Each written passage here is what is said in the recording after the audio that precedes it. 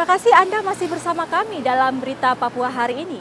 Untuk Anda yang baru saja bergabung, akan kami sajikan kembali 3 berita utama.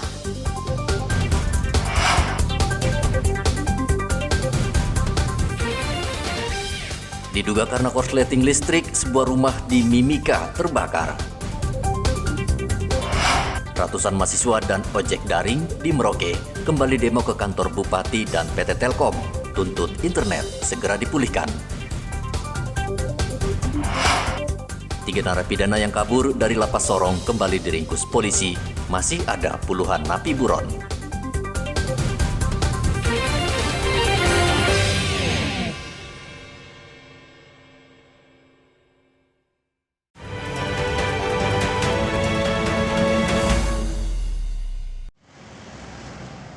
Badan Pengawas Pemilu akan menempatkan seorang petugas di setiap tempat pemungutan suara. Penempatan petugas Bawaslu untuk mencegah kecurangan. Ketua Bawaslu Papua Selatan, Marman, mengatakan total 1.770 petugas disiapkan untuk mengawal proses demokrasi 14 Februari nanti. Pelaksanaan pencoblosan nanti dari Bawaslu sudah menyiapkan petugas pengawas tempat pemungutan suara di masing-masing TPS. Jadi satu TPS petugas pengawas dari Bawaslu itu 1 orang. Dan itu akan dilakukan mulai dari awal sampai dengan akhir pelaksanaan proses pencoblosan tersebut. Sehingga kami berkomitmen tentang pelaksanaan pemilu nanti pencoblosan akan berjalan dengan baik.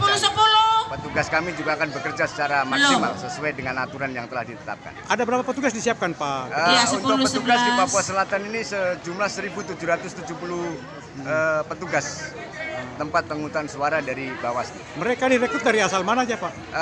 Mereka direkrut dari masyarakat, terutama yang berdomisili di lingkungan tempat pemungutan suara tersebut dengan syarat dan ketentuan yang berlaku, dan itu juga diadakan seleksi yang ditangani oleh Badan Pengawas Pemilihan Umum tingkat distrik.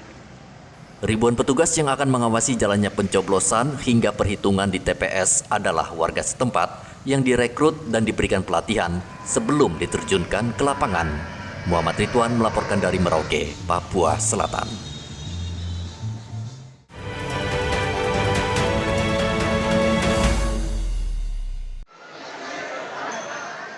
Komisi Pemilihan Umum Papua Selatan gencar mempersiapkan tahapan dan logistik agar pemilu 2024 berlangsung sukses dan aman. Ketua KPU Provinsi Papua Selatan, Teresia Mahuse, mengatakan untuk mendukung distribusi logistik pemilu di tempat tujuan, KPU akan berkoordinasi dengan Syah Bandar guna memastikan kelayakan kapal yang akan mengangkut logistik pemilu hingga ke pelosok Merauke. Kemudian juga nanti dari Syah Bandar ya, terkait dengan alat-alat transportasi yang nanti kita gunakan. Karena untuk Merauke sendiri ada 22 distrik, ini pendistribusian logistiknya tidak semua melalui darat ya. Ada yang menggunakan kapal, terutama distrik-distrik terjauh seperti Timampo Makaran, Wan, Kontuar, Madua, ini harus menggunakan kapal laut. Nah, kapal laut yang kita gunakan ini juga layak atau tidak. Nah, layak atau tidak, ini yang nanti menentukan adalah Syah Bandar. Kemudian terkait dengan cuaca, ini nanti dibantu oleh BMKG. Untuk pendistribusian sendiri, ya, dari KPU, yang prioritas pastinya distrik terjauh. Ya.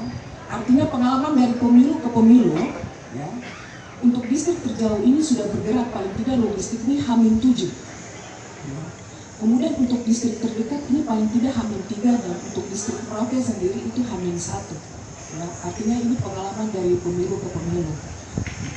Nah, ini terkait dengan persiapan KPU dalam pendistribusian logistik. KPU Papua Selatan juga akan berkoordinasi dengan petugas Badan Meteorologi, Klimatologi, dan Geofisika untuk mengantisipasi cuaca, khususnya pelayaran yang membawa surat suara ke lokasi terjauh. Muhammad Ridwan melaporkan dari Merauke, Papua Selatan. Informasi tadi sekaligus menutup jumpa kita dalam Berita Papua hari ini. Saya Yuni Rumbarar dan tim redaksi yang bertugas mengucapkan terima kasih atas perhatian Anda. Selamat pagi dan sampai jumpa. Wanyanti.